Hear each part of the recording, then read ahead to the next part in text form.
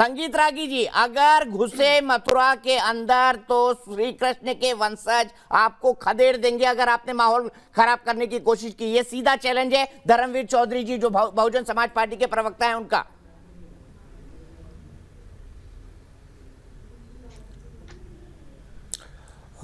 देखिए, श्री कृष्ण जी के वंशज तो नहीं खदेड़ेंगे, और आपको मालूम है कि मुलायम सिंह ने कहा था अयोध्या के लिए कि एक परिंदा भी पर नहीं मार सकता, और नतीजा इस पूरी दुनिया के सामने है। क्या हुआ अयोध्या में वो सबको पता है। नतीजा पूरा देश देख रहा है मिस्टर कृष्ण संगीत रागी जन्मभूमि भी कि आप भगवान राम की ईंटों को बेच रहे हैं, जो मस्जिद जो है जमीन को बेच रहे हैं, लोगों की भावनाओं को बेच रहे हैं। मैं देश नहीं बिकने दूंगा, और पूरा देश आपने बेच दिया। ये पूरा देश देख रहा है आपके ढोंग को, ये पाखंड को पूरा देश देख रहा है कि धर्मवीर जी जवाब ले लेते हैं प्लीज। कितना पाखंडी, अधर्मी और संविधान को ना मानने वाले लोग हैं।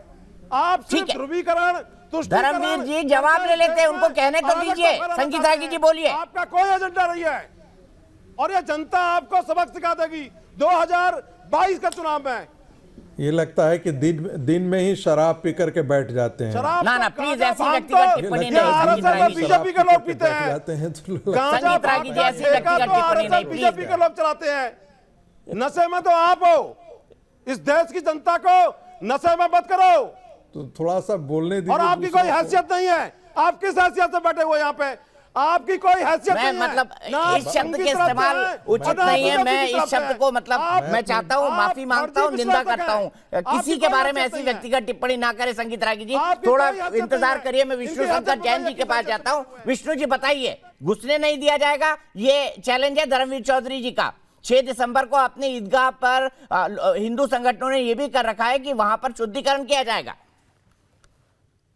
देखिए दीपक जी, मैं एक वकील हूँ, सुप्रीम कोर्ट में वकालत करता हूँ, और मेरा बहुत स्पष्ट मत है, आपके चैनल पे बड़ी क्लियरली कहना चाहता हूँ कि हम किसी भी तरह की मॉबोक्रेसी में बिलीव नहीं करते हैं। हम नहीं चाहते हैं कि इस देश की जनता कानून को अपने हाथ में ले, और इसीलिए बहुत ही डेमोक्रेटिक ढंग से हमने अपनी बात कोर्ट में रखी है, वेल रिसर्च के साथ, पूरे रिसर्च और तथ्यों के साथ कोर्ट में रखी। कल आपके चैनल पे भी मैंने अपनी रिसर्च साझा की थी, जिसमें औरंगजेब का तोड़ने का फरमान हमने आपके सामने रखा था, और जो श्री कृष्ण मंदिर के साथ फ्रॉड हुआ है, जिसकी संपत्ति नहीं थी उसने वो संपत्ति बेच दी, वो फ्रॉड हमने बहुत, हमारा लीगल पॉइंट है जिसके लिए हम कोर्ट में गए। अभी मैं समाजवादी पार्टी के प्रवक्ता को सुन रहा था, उन्होंने कहा मैटर सब जुडिस है, इसीलिए हम इस पे कोई टिप्पणी नहीं करना चाहते हैं। दीपक जी, आप जान के शॉक हो जाएंगे, इस समय कोर्ट में मामला इस आधार पर चल रहा है कि क्या ये केस चले कि ना चले, और इसीलिए मैं ये कहना चाहता हूं, मैं कोई पॉलिटिकल कमेंट नहीं करना चाहता हूं। और ये लोग जो है वो प्लेसेस ऑफ वर्शिप एक्ट का आधार ले रहे हैं कि प्लेसेस ऑफ वर्शिप एक्ट में एक ऐसी व्यवस्था बनाई गई है कि 15 अगस्त 1947 को जो स्थिति थी वो वैसी रहेगी, और कोई भी न्यायालय में मुकदमा नहीं चल सकता है। तो अगर ये न्यायालय के मुकदमे में विश्वास करते हैं तो ये यही स्टेटमेंट दे दें कि प्लेसेस ऑफ वर्शिप एक्ट, अगर बीजेपी गवर्नमेंट उसके लिए अमेंडमेंट लाती तो हम उसको सपोर्ट करेंगे। प्लेसेस ऑफ वर्शिप एक्ट से अयोध्या को एग्जेम्प्ट किया गया था। मेरी आपके चैनल के, आपके व्यूअर के माध्यम से मांग है कि उसमें मथुरा और काशी को भी एग्जेम्प्ट किया जाए। अयोध्या को किस आधार पे एग्जेम्प्ट किया था? क्योंकि जन भावनाएं 1991 में अयोध्या के पक्ष में थी, इसलिए उस समय की पीवी नरसिम्हा राव सरकार ने कहा कि मामला कोर्ट से डिसाइड हो जाए। समाजवादी पार्टी के प्रवक्ता ने बहुत अच्छी बात कही कि हम कोर्ट में विश्वास रखते हैं, तो ये बात भी कोर्ट से डिसाइड हो जाए, और इसीलिए मथुरा और काशी को प्लेसेस ऑफ वर्शिप एक्ट से एग्जेम्प्ट कर देना चाहिए। और ये बात करना चाहिए, बताइए करना चाहिए। इनकी बात से मैं एडवोकेट कपिल कुमार जी, करना चाहिए प्लेसेस ऑफ वर्शिप एक्ट से एग्जेम्प्ट। दीपक जी, सबसे पहली चीज तो ये कि हमारे मित्र आदरणीय विष्णु मोहन जी जो हैं वो एक एडवोकेट हैं और सुप्रीम कोर्ट के एडवोकेट हैं, क्योंकि मैं भी एक अधिवक्ता हूं तो विधि की गरिमा को जानता हूं। शायद राम मंदिर का इन्होंने भी पूरा वर्डिक्ट पढ़ा होगा, और उस वर्डिक्ट के अंत में क्या जिस्ट दिया गया उससे भी वो अवगत होंगे। और जो एक्ट वर्तमान समय में है, मैं तो कह रहा हूं कि वर्तमान समय में जब सरकार और सत्ता बदलने जा रही है, कोई चीजें अब आने वाली नहीं, शीतकालीन सत्र में कुछ चीजें नहीं है, तो काजी मियां क्यों दुबले? हम तो ये कह रहे हैं कि हमारे विष्णु मोहन जी, सबसे पहली चीज तो हमें और आपको ये कम से कम एक बीन एडवोकेट देखना चाहिए। बाकी चीज जो सब जुडिशरी है वो हमारी जुडिशरी देखेगी कि वो एक्ट सही था कि नहीं था, उसका जो है उसको हटा देना चाहिए, निरस्त कर देना चाहिए, नहीं कर देना चाहिए, ये सब उन्हीं का है। आप लेकर के याचिका गए हैं, आप याची हैं, आपको उसमें कहने का हक है, हम उसमें कोई पार्टी नहीं।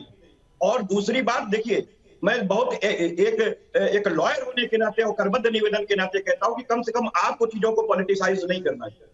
और मैं दूसरी चीज आपको कह, मैं तो ये कह रहा हूं कि ये चुनाव में जा रहे हैं ना भैया मेरे, तो मैं तो ये कह रहा हूं कि इनको तो अपनी बात मौर्य जी को कहनी चाहिए कि पीडब्ल्यूडी में देखिए 1% का घोटाला नहीं हुआ, पूरे उत्तर प्रदेश को हमने जो है गड्ढा मुक्त कर दिया है, और हमने कोई 8% का कमीशन डायरेक्ट नहीं लिया है, हमारे इंजीनियर तो नहीं लिए, हमने भी नहीं लिया है। तो ये नहीं अच्छा ठीक है, मुद्दे से ना भटके, इस पर भी बहस करेंगे, हमारे पास रोज बहस का वक्त है। विष्णु शंकर जी एक क्विक जवाब जो उन्होंने कहा है, एक क्विक जवाब एडवोकेट कपिल श्रीवास्तव जी की बात का। देखिए दीपक जी, मैं ये कह रहा हूं कि लोग, कपिल जी एक मिनट, मैं अपनी बात कंप्लीट कर लूं। आप कपिल जी एक मिनट, आपकी बात के जवाब दे रहा हूं। देखिए दीपक जी, मैं ये कह रहा हूं कि एक हेल्दी डेमोक्रेसी में पार्लियामेंटेरियंस का ये हक होता है और ये राइट होता है कि अगर न्यायालय में कोई दुविधा आ रही है तो वो उसको एक्ट ऑफ लेजिस्लेचर और एक्ट ऑफ पार्लियामेंट के द्वारा क्योर कर सकते हैं। जब राम मंदिर का केस चल रहा था 1950 में, मैं कपिल जी से सवाल पूछना चाहता हूं, प्लेसेस ऑफ वर्शिप एक्ट 1991 में इनैक्ट क्यों किया? और आज अगर मैं ये मांग कर रहा हूं कि प्लेसेस ऑफ वर्शिप एक्ट में अमेंडमेंट करके जो मथुरा और काशी के केस में दुविधा आ रही है उसको इस देश के पार्लियामेंटेरियंस रेक्टिफाई करें, खत्म करें, तो इसमें ऐसी कौन सी बात है जो केशव प्रसाद मौर्य ने असंवैधानिक कही? क्या ये पार्लियामेंटेरियंस का, इस देश के राजनेताओं का या पॉलिटिशियंस का हक नहीं है कि वो इस देश की जन भावनाओं को जाहिर करें और उसके लिए लोगों को एकजुट करें और उसके लिए कोई लेजिस्लेशन या लॉ पास करे? और अगर ऐसा था और इतनी बड़ी मैंडेट थी जो कपिल जी कह रहे हैं, ऐसी मैंडेट थी कि बोल ही नहीं सकते, तो नरसिम्हा राव की सरकार को एक्ट नहीं लाना चाहिए था, क्योंकि तब राम मंदिर का केस तो 1950 से लगातार चल रहा था। जब वो एक्ट आ सकता है, तो उस एक्ट में अमेंडमेंट क्यों नहीं हो सकता? ठीक है, लेकिन मैं तो कह रहा हूं, ठीक है, प्लेसेस ऑफ वर्शिप एक्ट पर भी आएंगे, बहुजन समाज पार्टी की भी राय लेंगे, संगीत रागी जी के पास भी जाएंगे और ये भी समझेंगे कि क्या विकास का मुद्दा छोटा पड़ गया है या विकासवाद की पिच पर चुनाव नहीं जीते जा सकते, इसलिए भारतीय जनता पार्टी ने ये नए मुद्दे